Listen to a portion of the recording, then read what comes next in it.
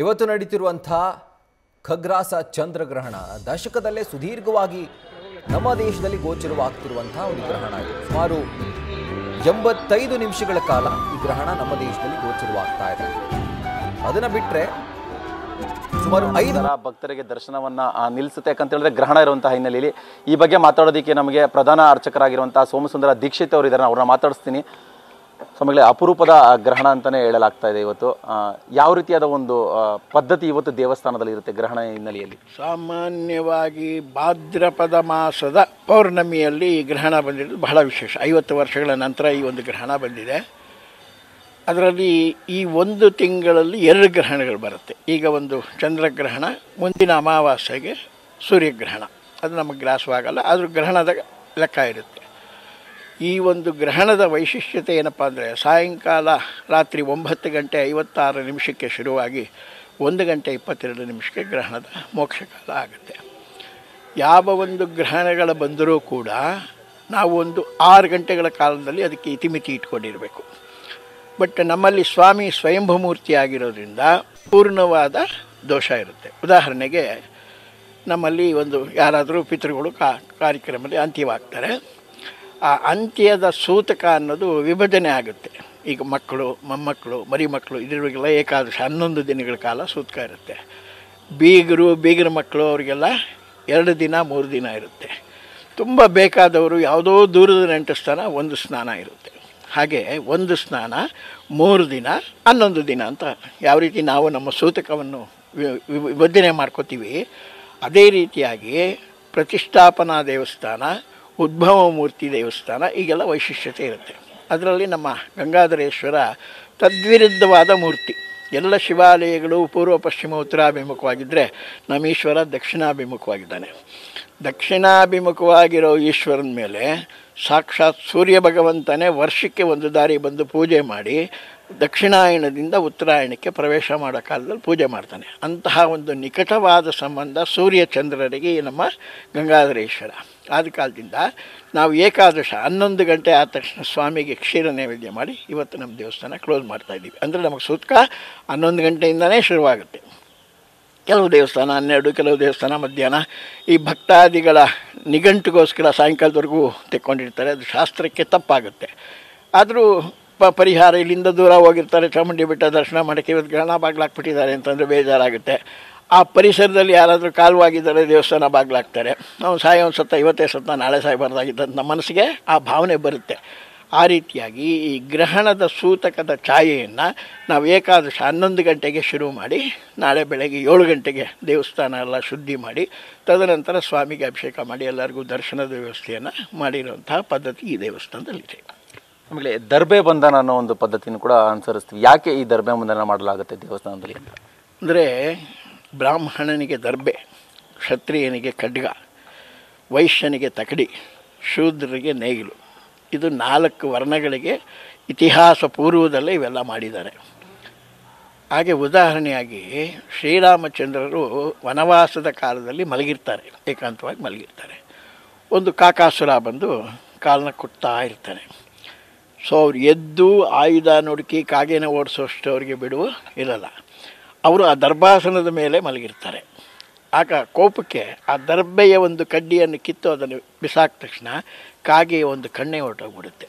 ಇವತ್ತು ಕಾಗೆಗೆ ಒಂದು ಕಡೆ ಕಣ್ಣು ಕಾಣಿಸಲ್ಲ, ಅಬ್ಸರ್ವ್ ಮಾಡಿ ನೋಡಿ. ಹಾಗೆ ದರ್ಬೆಗೆ ಅಂಥ ಪವಿತ್ರವಾದ ಶಕ್ತಿ ಇರುತ್ತೆ. ಆದ್ದರಿಂದನೇ ಬ್ರಾಹ್ಮಣರುಗಳು ತಮ್ಮ ಕಾರ್ಯವನ್ನು ಮಾಡಬೇಕಾದ್ರೆ ಪವಿತ್ರ ಅಂತೇಳಿ ಆ ದರ್ಬೆಯನ್ನು ಕಟ್ಟಿ ಅದನ್ನು ಕೈಗೆ ಧರಿಸ್ಕೊಂಡಾಗ ಯಾವುದೇ ದುಷ್ಟಶಕ್ತಿಗಳು ಅವ್ರ ಹತ್ರ ಬರೋದಿಲ್ಲ. ಆ ಒಂದು ಉದ್ದೇಶದಿಂದ ಈ ಸೂರ್ಯ ಚಂದ್ರ ಕ್ಷಕಿರಣಗಳೇನುತ್ತೆ ಅದು ಸ್ವಾಮಿಯನ್ನು ಮುಟ್ಟಬಾರ್ದು ಅನ್ನೋ ಉದ್ದೇಶಕ್ಕಾಗಿ ದರ್ಭಾಬಂಧನವನ್ನು ಮಾಡ್ತೀವಿ. ಈಗ ಸಾಮಾನ್ಯವಾಗಿ ಮನೆಯಲ್ಲೂ ಕೂಡ ಹಿರಿಯರು ಮಾಡಿಕೊಟ್ಟಿರೋದು ಅಕ್ಕಿ ಡಬ್ಬದ ಮೇಲೊಂದು ದರ್ಬೆ, ನೀರಿನ ಮೇಲೊಂದು ದರ್ಬೆ, ಇದೆಲ್ಲ ಇಟ್ಟಿರುವಾಗ ಈ ಸೂತಕದ ಛಾಯೆಯ ಒಂದು ದೃಷ್ಟಿ ಅದರ ಮೇಲೆ ಯಾವುದರ ಮೇಲೂ ಬೀಳಲ್ಲ. ಇವನ್ ಗರ್ಭಿಣಿ ಸ್ತ್ರೀಯನ್ನು ರೂಮಲ್ಲಿ ಕೂರಿಸಿದ್ದು ಕೂಡ ಅವ್ರು ಸೊಂಟಕ್ಕೊಂದು ದರ್ಬೆನ ಸಿಕ್ಕಿರ್ತೀವಿ. ಆ ದರ್ಬೆಯನ್ನು ಗರ್ಭದಲ್ಲಿರುವಂತಹ ಶಿಶುಗೆ ಯಾವುದೇ ರೀತಿಯಾದ ತೊಂದರೆ ಆಗಬಾರ್ದು. ಅವ್ರನ್ನೊಂದು ರೂಮಲ್ಲಿ ಕೂಡ ಹಾಕ್ತೀವಿ, ಕ್ಲೀನೆಲ್ಲ ಹಾಕ್ತೀವಿ, ಬಾಗಿಲೆಲ್ಲ ಹಾಕ್ತೀವಿ. ಏನೇ ಕತ್ತಲು ಮಾಡಿದರೂ ಎಲ್ಲೋ ಒಂದು ರೀತಿ ಗಾಳಿ ಅನ್ನೋದಕ್ಕೆ ನಾವು ಅಡ್ಡಿ ಮಾಡೋಂಗಿಲ್ಲ, ತಾನು ಪಾಠಕ್ಕೆ ಬರ್ತಾ ಇರುತ್ತೆ ಹೋಗ್ತಾ ಇರುತ್ತೆ. ಅದೇ ರೀತಿಯಾಗಿ ಬೆಳಕಿಗೂ ಬರ್ತಾ ಇರುತ್ತೆ ಹೋಗ್ತಾ ಇರುತ್ತೆ. ಅಂತಹ ಯಾವ ತೊಂದರೆಗಳು ಆಗದಿರಲಿ ಅನ್ನೋ ಕಾರಣದಿಂದ ದರ್ಭಾಬಂಧನವನ್ನು ಮಾಡ್ತೀವಿ. ಅಂದರೆ ಈ ಗ್ರಹಣದ ಸಮಯದಲ್ಲಿ ಭಕ್ತರಾಗಿರ್ಬೋದು ಅದು ಜನಸಾಮಾನ್ಯರಾಗಿ ಯಾವ ರೀತಿ ನಡ್ಕೊಳ್ಬೇಕು ಅನ್ನೋದೊಂದು ಸಲಹೆ ಕೊಡೋದಾದರೆ, ಈಗ ಸಾಮಾನ್ಯವಾಗಿ ಗ್ರಹಣ ಕಾಲಗಳಲ್ಲಿ ಆದಿಯಿಂದ ಪರ್ಯಂತದವರೆಗೂ ಅವೆಲ್ಲ ದೇವರ ಧ್ಯಾನವನ್ನು ಮಾಡೋದು. ಈಗ ಸಾಮಾನ್ಯವಾಗಿ ಎಲ್ಲರಿಗೂ ಒಂದೊಂದು ದೇವರಿದ್ದೇ ಇರ್ತಾರೆ, ದೇವರಿಲ್ಲ ಅನ್ನೋರು ಕೂಡ ಒಂದು ದೇವರು ಇರ್ತಾರೆ. ಅಂತಹ ದೇವರ ಧ್ಯಾನಗಳನ್ನು ಒಂದು ಸಮುದ್ರದಲ್ಲಿ ಒಂದು ಗ್ರಹಣ ಕಾಲದಲ್ಲಿ ಈ 2 ಕಾಲದಲ್ಲಿ ಮಾಡಿದಾಗ 1:100 ಆಗುತ್ತೆ. 1 ನಮಃ ಶಿವಾಯ ಅಂತ ಒಂದು ಸರಿ ನಾವು ಗ್ರಹಣ ಕಾಲದಲ್ಲಿ ಇದ್ದರೆ ಅದು ಸಹಸ್ರ ಸಂಖ್ಯೆಯಲ್ಲಿ ಸೇರುತ್ತೆ. ಹಾಗೆ ಸಮುದ್ರ ಸ್ನಾನ ಮಾಡುವಾಗ ಸಮುದ್ರದಲ್ಲಿ ಕಂಠಪೂರ್ತಿ ನಾವು ನೀರು ನಿಂತ್ಕೊಂಡಾಗ ಅಲೆ ಬರ್ತಾ ಇದೆ, ನಮ್ಮನ್ನು ಆಡಿಸ್ತಾ ಇದೆ, ನಮ್ಮನ್ನು ಬೆಳೆಸ್ಬಿಡುತ್ತೆ. ಇಂಥ ಭಯಗಳ ಮಧ್ಯದಲ್ಲೂ ಕೂಡ ನಮ್ಮ ಮನೆ ದೇವರನ್ನ ನಾವು ನೆನೆಸ್ಕೊಂಡ್ರೆ ಅದು ಒಂದಕ್ಕೆ ಸಹಸ್ರಷ್ಟು ಸಂಖ್ಯೆಯಲ್ಲಿ ಬೆಳೆಯುತ್ತೆ. ಆದ ಕಾರಣ ಈ ಗ್ರಹಣ ಕಾಲದಲ್ಲಿ ತಮ್ಮ ಮನೆ ದೇವರುಗಳನ್ನ ತಾವು ದೇವ್ರ ಮುಂದೆ ದೀಪ ಹಚ್ಚಿ ಆ ದೇವ್ರ ಮುಂದ್ಗಡೆ ಕೂತ್ಕೊಂಡು ತಾವು ಪ್ರಾರ್ಥನೆ ಮಾಡ್ತಿದ್ರೆ ತಮ್ಮ ಪ್ರಾರ್ಥನೆ ಎಲ್ಲವನ್ನು ಸ್ವಾಮಿ ಮನ್ನಿಸ್ತಾನೆ. ಅಂದರೆ ಈಗ ನಾಳೆ ಬೆಳಗಿನವರೆಗೂ ಕೂಡ ದೇವಸ್ಥಾನದಲ್ಲಿ ಯಾವ ರೀತಿಯ ಪೂಜೆ ಕೈಂಕಾರ್ಯಗಳು ಯಾವುದೂ ನಡೆಯೋದಿಲ್ಲ. ಬೆಳಗ್ಗೆ ಯಾವ ರೀತಿ ಇರುತ್ತೆ ನಾಳೆ ಬೆಳಗ್ಗೆ ಯಾವ ರೀತಿ ಇರುತ್ತೆ? ಈಗ ಮಧ್ಯರಾತ್ರಿ 1:15 ಗಂಟೆಗೆಲ್ಲ ಮುಗಿದ ಮೇಲೆ 2:15 ಗಂಟೆಗೆ ಪೂರ್ಣವಾದ ವಿರಾಮ ಆಗುತ್ತೆ.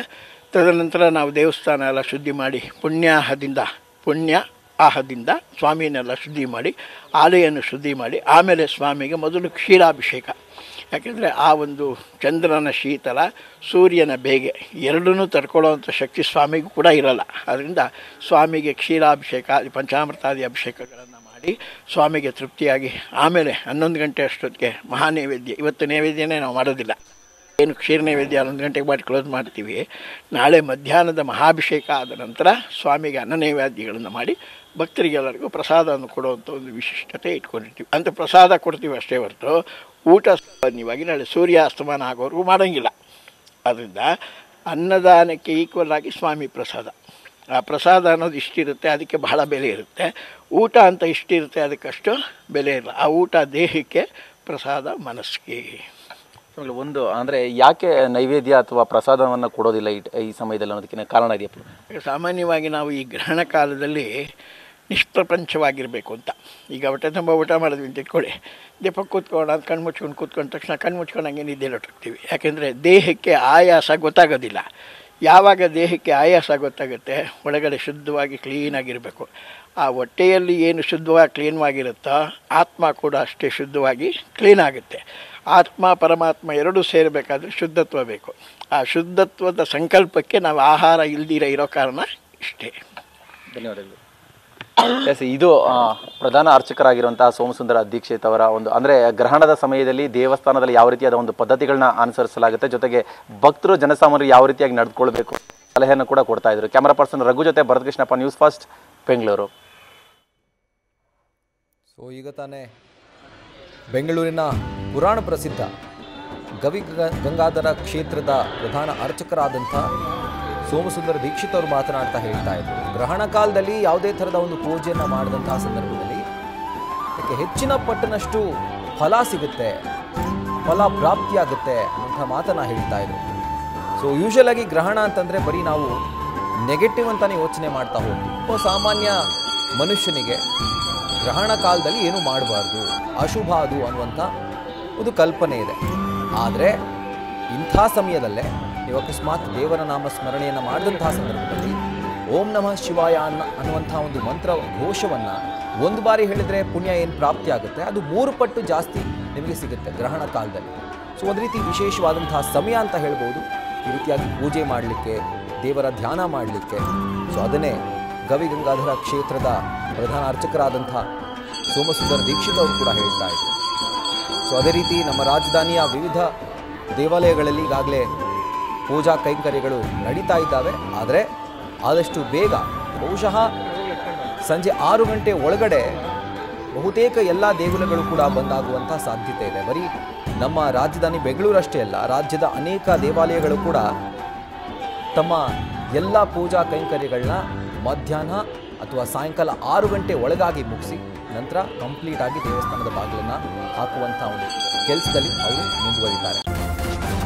ನ್ಯೂಸ್ ಫಸ್ಟ್ ನಿರ್ಭೀತಿಯಿಂದ ನಿಮ್ಮ ಪರವಾಗಿ.